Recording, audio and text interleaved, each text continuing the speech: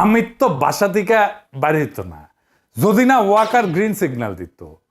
ওয়াকারের শক্তিতে ওই হাত কুলিয়ে হয়ে গেছে, আর প্রফেসর ইউনূস সরকার সেটা ঠেকাইতে পারে না। এর দায় প্রফেসর ইউনূস সহ ওনার সরকারের সব উপদেষ্টাদের নিতেই হবে। রাষ্ট্রের সরকার সবচেয়ে বড় রাজনৈতিক ইনস্টিটিউট। আপনার উপদেষ্টারা সব কয়টা অরাজনীতিক, রাজনীতির কিছুই বুঝেন না, বুঝেন না আপনারা, কিন্তু ভাব দুচানির বেলা আম্বিয়া সব কয়টা।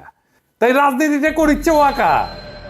আপনারা তো রাজনীতি করবেন না, পণ করিছেন রাজনীতি করবেন না, বুঝবেনও না। পাবলিকের ডলা খাইতে না চাইলে ড্যামেজ কন্ট্রোলের জন্য আজকে হাসিনার সব কয়টা প্রধান নির্বাচন কমিশনারকে গ্রেপ্তার করেন, আর জনগণের কাছে মাপ চান হাত জোর কইরা যে আমরা ভাল শুন, মাপ কইরা দেন।